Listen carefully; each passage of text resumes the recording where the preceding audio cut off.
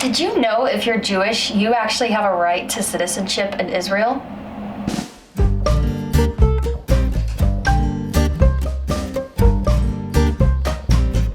Shalom, this is Zoe back with another vlog episode this week on the subject of Aliyah. So let's begin with what that term means. Aliyah in Hebrew means to ascent or going up, and this is derived from the verb lalot. Its modern definition would be immigration or return of Jews from the diaspora to the land of Israel.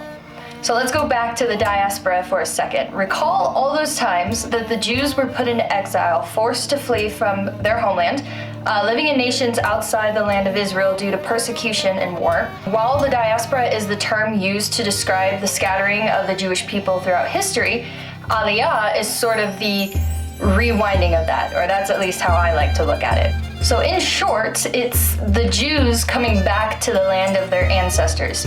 Aliyah was developed as a national aspiration for the Jewish people, although it was not fulfilled until the development of the Zionist movement in the late 19th century. For those of you who do not know, Zionism is the Jewish movement for the return of the Jewish people to their homeland and the resumption of Jewish authority and sovereignty and protection in the land of Israel. So in short, it's the belief that the land of Israel belongs to the Jews. And if you are familiar with the Old Testament or the Torah, there's no reason to disagree with that isn't true. It's why I include Ezekiel 37:21 at the beginning of each of my videos. So let's say you wanted to make Aliyah and become an Ole, or someone who goes up.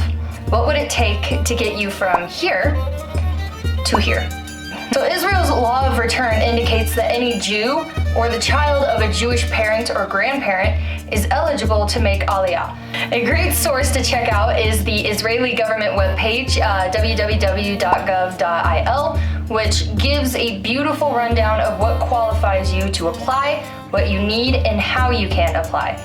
So you are eligible for applying if you are a holder of a foreign passport. So basically, if you aren't already Israeli, some things that you will need is your original birth certificate, documents of not just your own marital status if you're married, but also of your parents, death certificates, employment and military records, diplomas and education certificates, and basically any other document supporting your application on the basis of the law of return. You must apply in person at any Population and Immigration Authority office and complete a change of status questionnaire. And the next step would be that you would have to be contacted by a consular department representative to discuss further.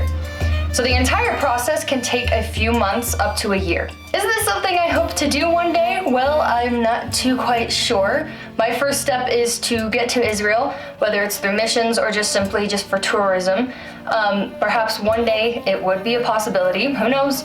It's good to know that this is something that is available to the world. This is an active prophecy that is being fulfilled right in front of our eyes, is that God will bring his people back to the homeland, and I would love to be a part of that. Well, I hope that whoever comes across this video and watches it found it informational. Give this video a thumbs up, and hey, a subscription would be helpful too. Make your bubby proud. Shavu Tov.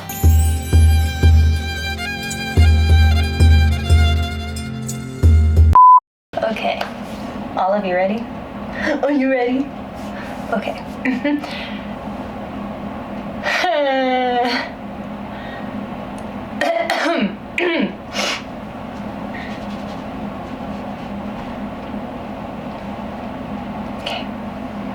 Okay, I gotta restart.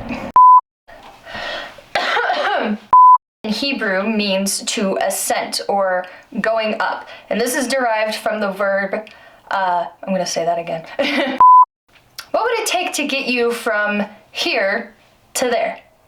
Can you see my hands? Oh, dang it. Is available to the world, as it's something, it's an, okay.